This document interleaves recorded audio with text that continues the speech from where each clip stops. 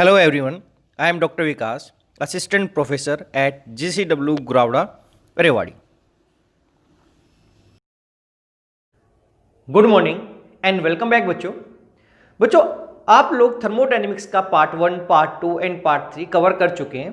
तो आज हम अपना थर्मोडायनेमिक्स का फोर्थ पार्ट स्टार्ट करेंगे और हम सबसे पहले देखते हैं कि हम इस फोर्थ पार्ट के अंदर कौन कौन से टॉपिक कवर करने वाले हैं। तो लेट्स स्टार्ट आवर लेक्चर। बच्चों थर्मोडायनेमिक्स के फोर्थ पार्ट के अंदर सबसे पहले कवर करेंगे व्हाट आर थर्मोडायनेमिक पोटेंशियल्स और थर्मोडायनेमिक फंक्शंस। इसी को हम बोल देते हैं free energy functions, free energy functions या एनर्जी फंक्शंस। ये एक ही नाम हो गया और इसके अंदर हम जनरली दो फंक्शंस पढ़ेंगे। एक पढ़ेंगे हम लोग गिव्स एनर्जी या गिव्स फंक्शंस, ओब्लिक हम बोल सकते हैं इसको गिव्स एनर्जी। इसका सिंबल होता है जी या इसी को हम फ्री एनर्जी भी बोलेंगे। सेकंड हम पढ़ेंगे हेल्महोल्ट्ज फंक्शन, इसी को हम बोलते हैं हेल्महोल्ट्ज फ्री एनर्जी या हेल्महोल्ट्ज एनर्जी।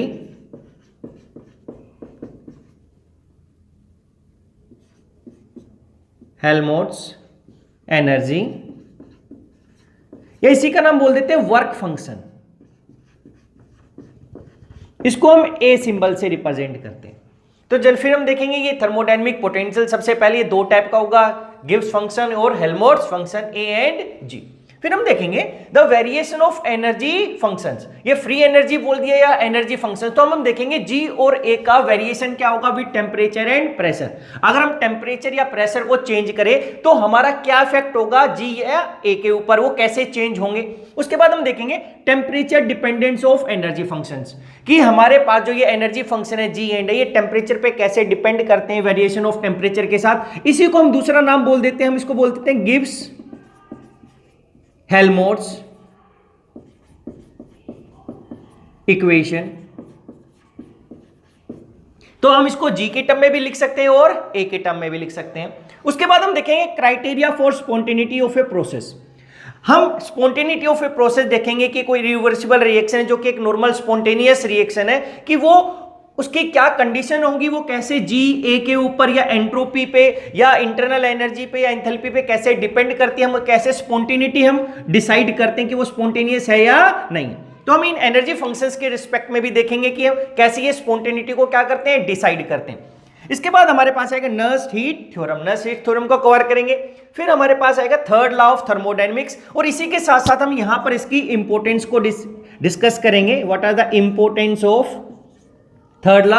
हम यहीं पे डिस्कस करेंगे कि इसकी जरूरत क्यों पड़ी। हमारे पास जीरो लॉ था, फर्स्ट लॉ था, सेकंड लॉ था, उसके बाद हमारे पास है थर्ड लॉ ऑफ थर्मोडायनेमिक्स। तो इसकी क्या नीड थी या क्यों अराइज हुआ, इसकी इंपोर्टेंस, इसकी इंपोर्टेंस क्या है। और फाइनली हम देखेंगे व्हाट इज रेसिडुअल एंट्रोपी। तो हम सबसे पहले हम करते हैं व्हाट आर थर्मोडायनेमिक पोटेंशियल्स और थर्मोडायनेमिक फंक्शंस या फ्री एनर्जी फंक्शंस, कि ये फंक्शंस हैं क्या और हमें इसकी जरूरत किस लिए पड़ी। तो हम यहां से स्टार्ट करते हैं बच्चे। Thermodynamic potential oblique thermodynamic functions या इसी को हम बोल देंगे energy functions.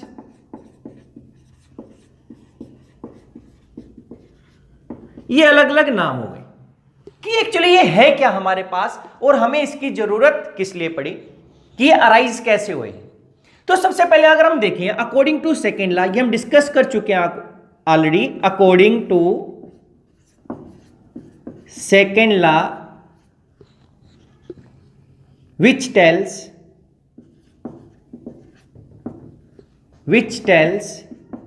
about the spontaneity of a reactions, about the spontaneity of a process in terms of total entropy change, या इसी को हम लिखा डेल्टा एस, क्या हम टोटल लिखते हैं, या इसी को हम डेल्टा एस यूनिवर्स बोलते हैं या वर्ल्ड भी बोल सकते हैं।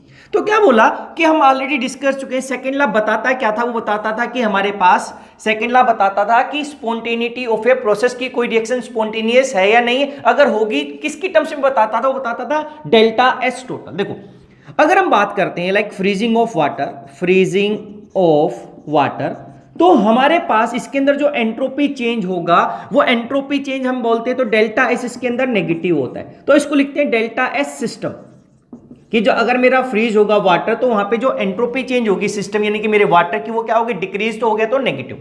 लेकिन यहां पर अगर हम बोलते हैं यहां वेपोराइजेशन ऑफ या बॉइलिंग ऑफ वाटर या वेपोराइजेशन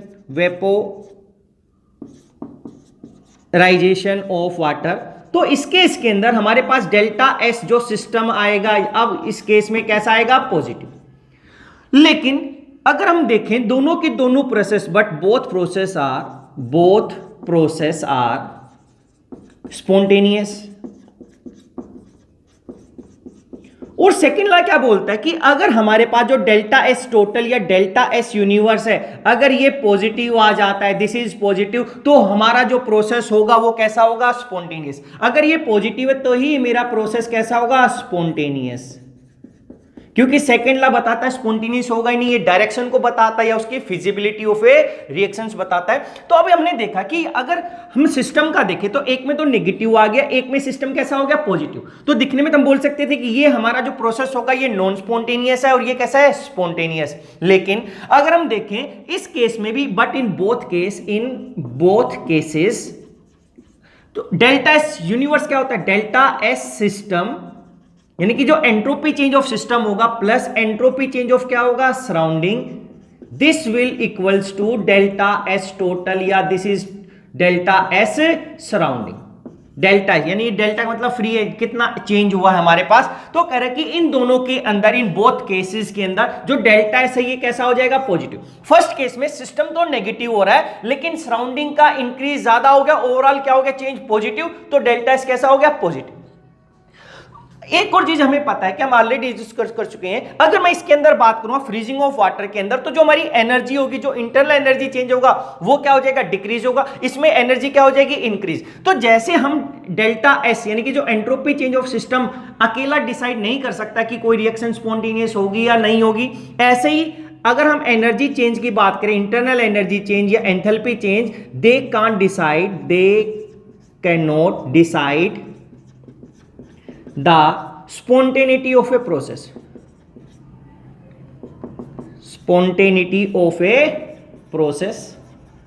अब क्या हुआ, देखो इनसे भी हमें नहीं पता चल सकता क्योंकि ये इंक्रीज भी हो सकती है किसी भी प्रोसेस में या डिक्रीज भी। अगर ऐसा हुआ तो इंक्रीज वाला भी स्पॉन्टेनियस हो सकता है, डिक्रीज वाला भी स्पॉन्टेनियस। क्यों? क्योंकि इसके अंदर इस केस में एनर्जी का क्या हो गया, हमारे पास डिक्रीज हो गया, इंटरनल एनर्जी डिक्रीज होगी, यहां पर क्या होगा, इंक्रीज हो गया। लेकिन है तो दोनों के दोनों कैसे, स्पॉन्टेनियस। तो इसीलिए हम डेल्टा एस की बात करते हैं टोटल की, तो हमें क्या हो गया, हम यहां पर एक पॉइंट लिख देते हैं, but entropy criteria, but total S या एंट्रोपी क्राइटेरिया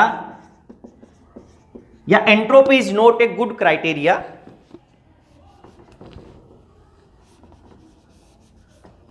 बट एंट्रोपी कौन सा, delta S total, but delta S total या but entropy is not a good criteria to decide spontaneity of a process, as it is not easy to measure। देखो क्या हुआ, कह रहे कि जो एंट्रोपी वाला सेकेंड लॉ बोलते हैं एंट्रोपी की बेस के ऊपर, लेकिन बोल रहे अगर हम टोटल एंट्रोपी देखते हैं ये अच्छा क्राइटेरिया नहीं है टू डिसाइड द कि कोई रिएक्शन स्पॉन्टेनियस है या नहीं। क्यों? क्योंकि जनरली हम इसको इजीली मेजर नहीं कर सकते, and generally we carried out reactions at constant temperature, pressure and volume conditions. क्यों? क्योंकि एक तो इसको मेजर करना इजी नहीं है, सेकंड हमें एंट्रोपी चेंज केवल सिस्टम का नहीं देखना होता, हमें इसके साथ सराउंडिंग का भी मैटर करता है। अगर हम देखना चाहते हैं कोई रिएक्शन स्पॉन्टेनियस है या नहीं है, तो हमें सराउंड सिस्टम का तो एंट्रोपी चेंज पता ही होना चाहिए, इसके बावजूद हमें किसका पता होना चाहिए, सराउंडिंग का। तो हमें सराउंडिंग का भी निकालना पड़ेगा, तभी हम ओवरऑल डिसाइड कर सकते हैं, केवल सिस्टम के बेस पे नहीं। सेकेंडली जो इंपॉर्टेंट चीज, अगर आप कोई भी लेबोरेटरी में एक्सपेरिमेंट करते हो, कोई भी रिएक्शंस लगाते हो या इंडस्ट्री के अंदर हम देखते हैं, तो वहां पे हम जो रिएक्शंस करते हैं टेम्परेचर, प्रेशर और वॉल्यूम के ऊपर करते हैं, क्योंकि इजीली हम मेजर कर सकते हैं, लेकिन हम एंट्रोपी के ऊपर डिसाइड नहीं करते हैं। क्या हुआ देखो, जनरली अब हम देखते हैं कि हम ऐसा करते हैं, देखो हमने रिएक्शंस की carried out, therefore we need new functions to decide the spontaneity of a process। तो अब हम कोई रिएक्शन स्पॉन्टेनियस या अपने आप होगी या नहीं होगी, अगर वो स्टार्ट हो गई तो क्या तो इक्विलिब्रियम पे पहुंचेगी या अपने आप क्या हो जाएगा, फिनिश हो जाएगी, कंप्लीशन पे चली जाएगी। तो इसके लिए हम एंट्रोपी को अवॉइड करना चाहते हैं, तो हमें क्या करना पड़ा, नए थर्मोडायनेमिक फंक्शंस या थर्मोडायनेमिक पोटेंशियल्स हमने इंट्रोड्यूस की। तो जनरली ये थर्मोडायनेमिक फंक्शंस या पोटेंशियल्स ये है क्या, देखो हमने न्यू फंक्शंस क्या किए, नीड हमें जरूरत पड़ी तो हम लोगों ने डिड्यूस किए। तो हमारे पास जो न्यू फंक्शंस कौन से थे, ये वाले फंक्शंस थे बच्चे यहां पर। तो ये इसकी अगर हम देखें तो क्या हो गया, दीज आर द क्वांटिटी। अगर हम बोले कि what it mean by thermodynamic functions या पोटेंशियल, तो क्या हो गया, these are the quantities used to represent state of any system. देखो क्या मीनिंग है हमारे पास बच्चे, तो इसको समझना सबसे ज्यादा जरूरी है। देखो अगर हमारे पास कोई गैस है, यहां पे देखो, अगर हमारा एक क्लोज सिस्टम था, हमने बोला हमारे यहां पे सिस्टम है और इसके अंदर हम लोगों ने क्या किया है, गैस फिल की हुई है हमारे पास। अब हमें ये तो मालूम है बच्चे, अगर हमारे पास कोई गैस है वहां पर, तो और वो सिस्टम, अगर हमने बोला कि हमारे क्लोज कंटेनर में वो हमारा सिस्टम हो गया जिसको हम ऑब्जर्व कर रहे हैं अभी, तो यहां पर अगर कोई गैस है तो यहां पर हमारे पास एक टेम्परेचर भी एग्जिस्ट करेगा, यानी कि इसका कुछ ना कुछ टेम्परेचर होगा, यानी कि टी तो एग्जिस्ट करेगा ही करेगा। अगर वहां पे गैस है उस क्लोज कंटेनर में, तो वहां पे प्रेशर भी होता है। अगर हम इसके अंदर देखें तो यहां पे जब गैस है पर्टिकुलर, तो उसका कुछ ना कुछ क्या होगा, वॉल्यूम भी होगा। तो अगर हम देखें टेम्परेचर भी एग्जिस्ट करता है, प्रेशर भी है वहां पे, वॉल्यूम भी है। ऐसे ही हमारा कोई भी अगर कोई लिक्विड होता तो वहां पे उसकी कुछ ना कुछ अपनी विस्कोसिटी होती, वहां पे उसकी क्या होगी, डेंसिटी होगी। अगर हमारे पास या कोई सॉलिड है तो उसका क्या होगा, सरफेस टेंशन भी होगी, लिक्विड के केस में सरफेस टेंशन, या उसका रिफ्रैक्टिव इंडेक्स होगा, ये एक्सेट्रा। और ये जनरली क्या है, देखो अगर गैस थी तो मेरे पास वहां पे टेम्परेचर भी होगा, प्रेशर भी होगा, वॉल्यूम भी होगा, और वहां पर उसकी कुछ ना कुछ अपनी एनर्जी होगी, क्योंकि अगर टेम्परेचर है तो गैस के मॉलिक्यूल हमें पता है मूव करते रहते हैं, वहां पे काइनेटिक एनर्जी भी होगी उसकी। अगर काइनेटिक एनर्जी, तो मैं बोलूंगा कि यहां पर उसके पास क्या होगी, उसकी एनर्जी होगी, और ये एनर्जी उसकी कैसी, काइनेटिक एनर्जी भी होगी। तो देखो अगर ऐसा हो गया हमारे पास है, तो इनको हम बोलते हैं क्या, जनरली टेम्परेचर, प्रेशर, वॉल्यूम, इनको हम बोलते हैं जनरली मैक्रोस्कोपिक प्रॉपर्टीज। क्या हो गया, अब इसकी डेफिनेशन अगर हम देखते हैं तो हम क्या बोलते हैं, मैक्रोस्कोपिक प्रॉपर्टीज का हम डेफिनेशन बोलते हैं, properties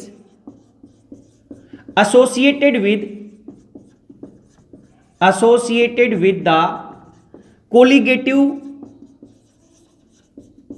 behavior of large number of particle in a macroscopic system,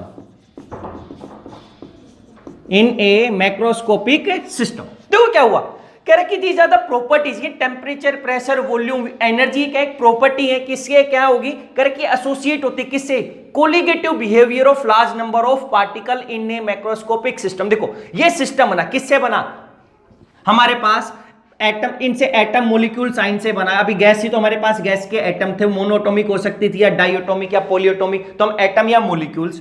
तो ये जो मॉलिक्यूल्स, अगर मैं एक एटम की वजह से तो टेम्परेचर मेरा एग्जिस्ट नहीं करता, या एक मॉलिक्यूल एक एटम के जैसे वॉल्यूम नहीं आता, तो ये ओवरऑल जो टेम्परेचर बना है किसकी वजह से बना है? इन कलेक्टिव बिहेवियर की वजह से, इन सभी के एटम्स और मॉलिक्यूल्स के टोटल कलेक्टिव बिहेवियर की वजह से हमें कुछ टेम्परेचर मिला, कुछ प्रेशर मिला, कुछ वॉल्यूम, और तभी हमें एनर्जी। अगर मैं एक की बात करूं तो माइक्रोस्कोपिक सिस्टम हो जाएगा। माइक्रो का मतलब जिसको हम देख नहीं सकते, हम एटम मॉलिक्यूल को देख नहीं सकते, और हम एक ही की बात करें, एक एटम मॉलिक्यूल की बात करें, वो माइक्रोस्कोपिक सिस्टम हो जाएगा ना, एटम्स की। अब मैं एटम्स के बारे में नहीं बात करें कि वो कहां पर है, उनकी स्पीड क्या, हम ओवरऑल देख रहे हैं। जब हम ओवरऑल बात करते हैं तो हम बोलते हैं उसको वो कैसा हो गया? Macroscopic system.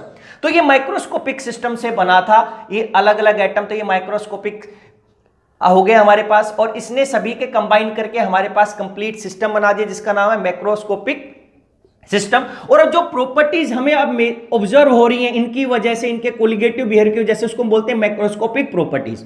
तो ये प्रॉपर्टीज हो गई बच्चे हमारे पास। तो सिमिलरली जो ये क्वांटिटीज है, अब ये भी तो ये स्टेट को रिप्रेजेंट कर रही है, तो जनरली क्या हो गया, ये भी प्रॉपर्टीज ही हो गई हमारे पास। जैसे टेम्परेचर, प्रेशर, वॉल्यूम है, तो जो भी हम बोलेंगे यहाँ पे थर्मोडायनेमिक पोटेंशियल, जनरली जी और हमने बोलते हैं ए, ये भी प्रॉपर्टी है हमारे पास। These are also property of macroscopic system, macroscopic system.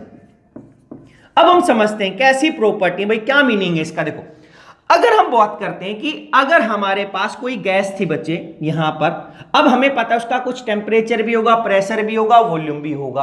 अगर हम यहां पर ऐसे गैस ली, हम लोगों ने क्लोज कंटेनर था, हमने बोल दिया कि इसमें जो फिक्स अमाउंट ऑफ गैस है, यहां पर क्या है? गैस।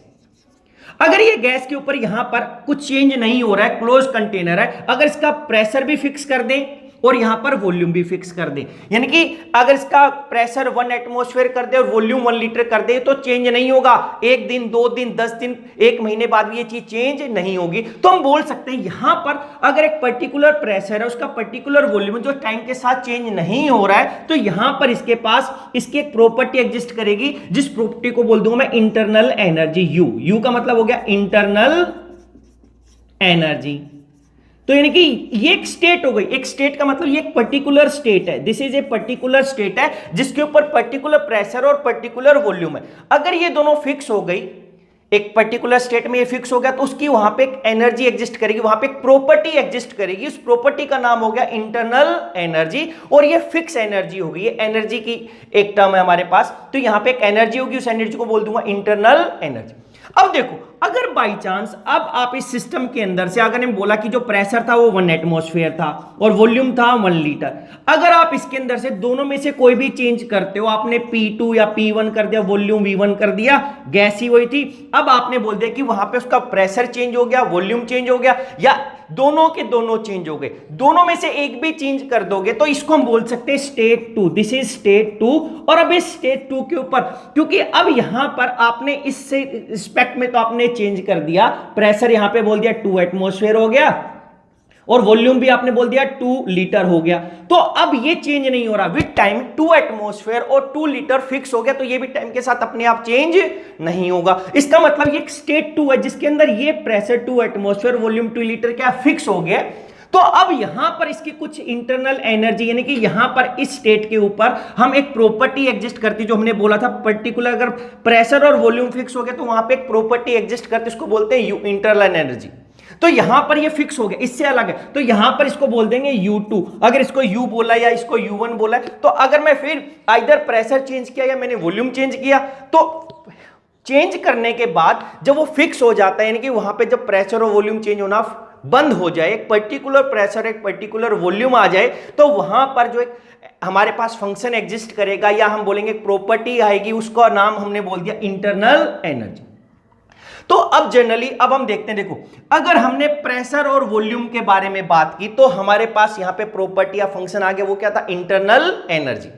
ऐसे ही अगर हम दूसरी चीज चेंज कर दे, अगर मैं प्रेशर और टेम्परेचर को फिक्स कर दूं, अगर हमने क्या किया, हमारे सिस्टम के अंदर हमने बोला था कि जो हम रिएक्शंस कैरीड कर रहे हैं वो किस पे करते हैं? At constant. क्या तो हम टेम्परेचर कांस्टेंट रखते हैं, या हम प्रेशर या वॉल्यूम। अगर हमने बोला कि अगर हमने अब यहां पर हमारा कोई भी गैस थी और इस गैस के अंदर एक पर्टिकुलर टाइम पे, एक पर्टिकुलर इंस्टेंट पे इसका प्रेशर P है या P1 है और इसका टेम्परेचर T1 है। क्योंकि हमारे पास अगर नंबर ऑफ मोल्स हमने फिक्स कर दिए, हमने बोला कि यहां पर प्रेशर 1 एटमॉस्फेयर ही था और उसका जो टेम्परेचर है उस टाइम पे पर्टिकुलर लाइक हमने बोल दिया 27 केल्विन या 27 डिग्री सेल्सियस था, सेल्सियस से लिख दिया। नॉर्मली हम केल्विन में रखना फेवर करते हैं, वो हम देखेंगे थर्ड लॉ ऑफ थर्मोडायनेमिक्स में। तो देखो यहां पे फिक्स हो गया। अब ये टाइम के साथ चेंज नहीं होगा, तो इस पर्टिकुलर प्रेशर, एक पर्टिकुलर टेम्परेचर, क्योंकि ये भी प्रॉपर्टी है, तो हमने बोल दिया अगर गैस, अब ये एक पर्टिकुलर प्रेशर और एक पर्टिकुलर टेम्परेचर एक स्टेट को रिप्रेजेंट कर रहा है, हमने बोल दिया दिस इज स्टेट 1, यानी कि एक स्टेट है ऐसी स्टेट जिसके अंदर प्रेशर चेंज नहीं हो रहा और ना ही टेम्परेचर। तो अब इस दोनों कांस्टेंट कंडीशंस के ऊपर हमारे पास यहां पर एक प्रॉपर्टी एग्जिस्ट करेगी, एक क्वांटिटी। हमने बोल दिया कि जब ये दोनों प्रेशर, दोनों चीजें कांस्टेंट हो जाएंगी तो यहां पर एक न्यू क्वांटिटी हम बोल सकते हैं। उस क्वांटिटी का नाम हमने बोल दिया जी, कि यहां पर अब एक प्रॉपर्टी एग्जिस्ट करेगी, एक फंक्शन एग्जिस्ट करेगा जी। और ये भी कौन सा फंक्शन है जिसको हमने बोल दिया गिव्स फ्री एनर्जी, या इसको हम बोल देते हैं गिव्स फंक्शन या एनर्जी फंक्शन। तो क्या हुआ, देखो ये जी भी कुछ नहीं है, एक पर्टिकुलर स्टेट को रिप्रेजेंट करे। जैसे हमने क्वेश्चन अराइज हमारे माइंड में नहीं है कि हमने पता है अगर कई गैस है तो उसका एक पर्टिकुलर टेम्परेचर भी होगा, एक पर्टिकुलर वॉल्यूम होगा, एक एनर्जी भी होगी। तो ऐसे ही अब हमें दिमाग में रखना है कि ये फंक्शंस कुछ नहीं है कि अगर हमने दो चीजें कांस्टेंट कर दी, गैस के अंदर ना तो प्रेशर चेंज हो रहा है ना ही टेम्परेचर, तो वहां पर एक एनर्जी फिक्स हो जाएगी, क्वांटिटी, वो एनर्जी है। ये भी एनर्जी, इंटरनल एनर्जी, लेकिन ये एनर्जी कौन सी है, जब वॉल्यूम और प्रेशर फिक्स हो गया गैस का, तो उस टाइम पे जो एनर्जी होगी उसको हमने बोल दिया इंटरनल एनर्जी, एक प्रॉपर्टी हो गई है, उसको हमने बोल दिया एक फंक्शन एग्जिस्ट कर रहा है इन कंडीशंस पे। अब हमने क्या बोला है, अगर प्रेशर और टेम्परेचर हम फिक्स कर दें तो जो स्टेट होगी, जो चेंज नहीं हो रहा, उस टाइम पे एक एनर्जी एग्जिस्ट करेगी, यानी कि एक फंक्शन हमने बोल दिया एग्जिस्ट करता है। उस फंक्शन का नाम हो गया गिव्स फंक्शन या गिव्स फ्री एनर्जी, और ये यहां पे हमने बोल दिया G1। अगर इन दोनों के अंदर से मैं कोई भी चीज चेंज करता हूं, बाई चांस हमने इसका वॉल्यूम एक्सपेंड करके या इसका प्रेशर हमने चेंज कर दिया और इसका प्रेशर हमने कर दिया यहां पर P2 और वॉल्यूम हमने टेम्परेचर वही सेम रखा T1, तो अब हमारे पास दोनों में से एक चीज चेंज हो गई, लेकिन विद टाइम ये फिक्स हो गया। एक बार हमने चेंज किया, लेकिन उसके बाद ये दोनों चीजें कैसी हो गई, कांस्टेंट हो गई। अगर कांस्टेंट हो गई बच्चे यहां पर, तो यहां पर भी हमारे पास ये फंक्शन एग्जिस्ट करेगा, और ये अब यहां पर जो एनर्जी आएगी या जो एनर्जी का फंक्शन हमने बोल दिया G, तो यहां पर G2 एग्जिस्ट करेगा, कि यहां पर भी एक पर्टिकुलर एनर्जी होगी, उस एनर्जी को मैं रिप्रेजेंट करता हूं G से, या इसी को मैं फंक्शन बोल दूं, गिव्स एनर्जी फंक्शंस, कुछ भी नाम बोल सकते हैं। यानी कि अब ये G भी एक प्रॉपर्टी, ये प्रॉपर्टी एग्जिस्ट करती है कांस्टेंट P और कांस्टेंट T पे, क्योंकि अब ये टाइम के साथ चेंज नहीं हो रहे हैं। तो यहां पर एक G होगा, यहां पर क्या बोलते हैं G2। अगर मैं दोनों में से फिर दोनों चेंज कर देता हूं तो एक वो नई स्टेट आ जाएगी, और उसके अंदर वहां पे जो एनर्जी या प्रॉपर्टी एग्जिस्ट करेगी, अब वो क्या हो जाएगी G3। ऐसा अगर अब हमने ऐसा ही मान लिया कि अगर हमने गैस लिया, फिर बच्चे फिर हमने यहां पे कर दिया constant temperature and constant volume, कि भाई हमारे पास जो गैस थी उसका पर्टिकुलर टेम्परेचर T1 और उसका वॉल्यूम V1 है, तो कह रहा है इन दो प्रॉपर्टी, जब ये टेम्परेचर और वॉल्यूम फिक्स हो जाएगा तो यहां पर ये दो प्रॉपर्टी फिक्स कर दी, टाइम के साथ इनमें कोई चेंज नहीं आएगा, तो हमारे पास एक नई प्रॉपर्टी एग्जिस्ट करती है, एक नई क्वांटिटी एग्जिस्ट करती है, या एक नया फंक्शन एग्जिस्ट करेगा, जिसको हम बोलेंगे, जो स्टेट को रिप्रेजेंट कर सकता है, जिसको मैं बोल दूंगा यहां पर A।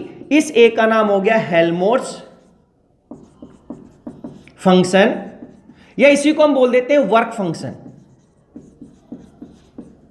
अगर इन दोनों को मैंने कोई चेंज किया, इस सिस्टम के अंदर मैंने चेंज कर दिया और टेम्परेचर बोल दिया T2, कोई भी, या दोनों, या वॉल्यूम चेंज कर दे V2, तो अब यहां पर भी ये फिक्स हो गई, ये फिक्स हो गई यहां पर। तो अब यहां पर एक नया एग्जिस्ट करेगा, जिसको मैं क्या बोलता हूं बच्चे, यहां पर जो एक नई प्रॉपर्टी आएगी या फंक्शन आएगा, उसको मैंने बोल दिया, लाइक अगर ये A था या A1 लिखूं, तो यहां पर मैं अगर A1 से रिप्रेजेंट किया तो यहां पे क्या कर दूंगा A2। तो पर्टिकुलर हमने देखा क्या, प्रेशर वॉल्यूम अगर फिक्स हो जाए या कांस्टेंट कर दे तो एक प्रॉपर्टी एग्जिस्ट करेगी, जिसको बोल दूंगा इंटरनल एनर्जी या फंक्शन। अगर हमारे पास प्रेशर और टेम्परेचर फिक्स कर दे तो उस स्टेट को रिप्रेजेंट करने के लिए फंक्शन, एक क्वांटिटी क्या था G। अगर टेम्परेचर और वॉल्यूम कर देते हैं तो उस स्टेट को रिप्रेजेंट करने के लिए A। ऐसे ही अगर मैं एंट्रोपी और प्रेशर को कर दूं तो यहां पे लिखते हैं H, एंथैल्पी। तो ऐसे ही अगर हमारे पास लास्ट हो गया कि अगर हम क्या करते हैं बच्चे, अगर हमारे यहाँ पे एंट्रोपी फिक्स कर दें S1 और प्रेशर फिक्स कर दें P1, तो इस स्टेट को अगर हम रिप्रेजेंट करें तो मैं किससे कर सकता हूं, H1 से, यानी कि ये प्रॉपर्टी या क्वांटिटी एग्जिस्ट करेगी at constant entropy and constant pressure. अगर इसको दोनों में से कोई भी एक चीज चेंज करते हैं, S2 किया और इसको P1 ही रखा, या दोनों को दोनों चेंज कर दिया, तो यहां पर इसकी वैल्यू चेंज हो जाएगी, क्योंकि अब ये टाइम के साथ ना तो ये चेंज हो रहे ना ये चेंज हो। अगर हम ग्राफ बनाते हैं बच्चे, देखो ऐसा, अगर ये प्रेशर लिखा, ये वॉल्यूम लिखा, तो मेरे पास इनिशियली कोई तो प्रेशर होगा, मान लिया कितना प्रेशर था, ये इंक्रीज हो रहा है, ये इस साइड इंक्रीज हो रहा है, तो यहां पर एक स्टेट बता दी, यानी कि दिस इज स्टेट 1, स्टेट 1। फिर क्या हुआ कि हमारे पास ये वॉल्यूम था, इसके ऊपर ये प्रेशर था, फिर थोड़ी देर के बाद देखा हम लोगों ने कि प्रेशर डिक्रीज हो गया, वॉल्यूम इंक्रीज हो गया, ये यहां पर पहुंच गई स्टेट हमारे पास, इस तरीके से हम दिखा दिया, ये यहां पर इस तरीके से प्रेशर और वॉल्यूम चेंज। तो क्या बोला, जब ये दोनों चीजें फिक्स हो गई तो मैं बोल सकता हूं कि यहां पर इसके पास एक पर्टिकुलर एनर्जी होगी, वो क्या बोल दी, U1, और अब यहां पर ये दूसरी स्टेट होगी जिसपे पर्टिकुलर प्रेशर और पर्टिकुलर वॉल्यूम है, तो इसके ऊपर एक एनर्जी हो गया प्रॉपर्टी, वो क्या होगी, U2।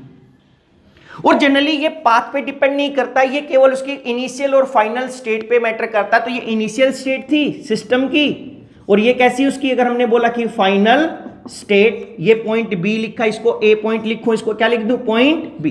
तो यहां पर इस ग्राफ के ऊपर पीवी जब फिक्स कर दिया, जो उसकी स्टेट होगी उसको मैं यू से रिप्रेजेंट कर सकता हूं, क्वांटिटी हो गई है। अगर ऐसे अगर हम यहां पर बच्चे, अगर हम प्रेशर और टेम्परेचर को लेके चलें, इधर प्रेशर इंक्रीज, यहां टेम्परेचर, तो एक पर्टिकुलर प्रेशर और टेम्परेचर को रिप्रेजेंट करेगा।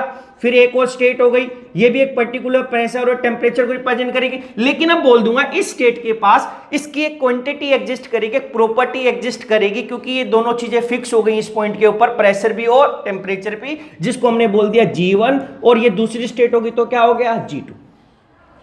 तो ऐसे फंक्शंस, क्वांटिटी या ऐसे पोटेंशियल्स जो कि इनिशियल और फाइनल स्टेट पे डिपेंड करते हैं, उनको हम बोलते हैं स्टेट फंक्शंस। तो ये सारे के सारे G, A, U and H, ये सारे के सारे कैसे हो गए, स्टेट फंक्शंस, जो कि हमारे पास इनिशियल एंड फाइनल स्टेट पे डिपेंड करते हैं। एंड दे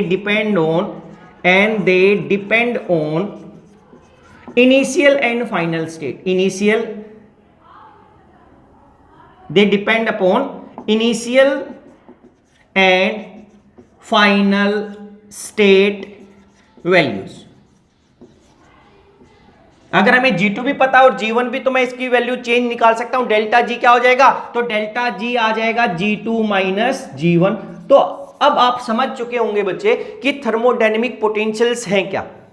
ये कुछ नहीं है, नए हम लोगों ने फंक्शंस, पोटेंशियल्स या प्रॉपर्टी बोलो, जो कि हम लोगों ने बता दी, क्यों हमने इनकी जरूरत पड़ी, हमने डिसाइड कर दिया कि अगर सिस्टम ऐसा होगा तो वहां पे एक न्यू फंक्शन होगा U, ऐसा हो गया तो G या A या H। क्यों, क्योंकि अब हम देखेंगे कि वेरिएशन ऑफ G क्या होगा, G में इंक्रीज हुआ तो स्पॉन्टेनियस हो गया, G में डिक्रीज होगा तो स्पॉन्टेनियस होगा, और किस कंडीशंस पे होगा। तो अब जो स्पॉन्टेनिटी ऑफ ए प्रोसेस है, अभी हम बाद में कवर करेंगे इस A और G को डिस्कस करने के बाद, कि कैसे डिपेंड करता है स्पॉन्टेनिटी ऑफ ए प्रोसेस इनकी टर्म्स में। तो हम एंट्रोपी से बच जाएंगे। हमें एंट्रोपी से बचना इसलिए है क्योंकि वहां पे हमें सिस्टम की तो कैलकुलेट करनी पड़ती है, और हमें किसकी कैलकुलेट करनी पड़ती है, सराउंडिंग की।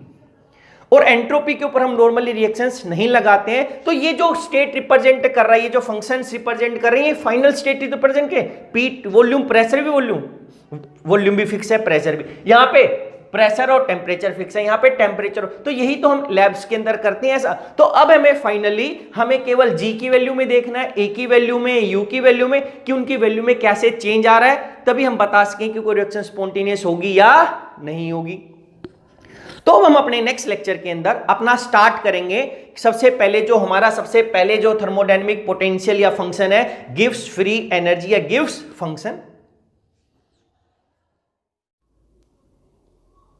बच्चे अभी तक जो टॉपिक हमने कवर किया है उसके बेस पे आपको कुछ क्वेश्चंस करने हैं, मल्टीपल चॉइस क्वेश्चन। तो फर्स्ट क्वेश्चन है एंट्रोपी इज ए, आपको बतानी है किस टाइप की प्रॉपर्टी या फंक्शन है। फिर question number second, for a process which is undergone by a system, इसमें आपको बताना है कि कौन सी कंडीशन ट्रू होगी अगर किसी सिस्टम में कोई प्रोसेस होता है। फिर है उसके बाद question number 3, according to the entropy principle, the entropy of an isolated system can never decrease and remain constant only when the process is reversible. इसमें आपको बताना है कि ये ट्रू है या फॉल्स है। फिर हमारे पास है question number 4, the symbol of Helmholtz free energy is. आपको सिंबल बताना है हेल्महोल्ट्ज फ्री एनर्जी का क्या है। Then question number 5, what is the symbol of Gibbs free energy. अब आपको गिब्स फ्री एनर्जी का सिंबल बताना है। Question number 6, Gibbs free energy is also known as. हम गिब्स फ्री एनर्जी को और किस नाम से जानते हैं आपको बताना है। Question number 7, which of the following thermodynamic quantity is not a state function. आपको बताना है कि इसमें से कौन सी थर्मोडाइनमिक क्वांटिटी एक स्टेट फंक्शन नहीं है। फिर question number 8, considering entropy as a thermodynamic parameter, the criteria for the spontaneity of any processes.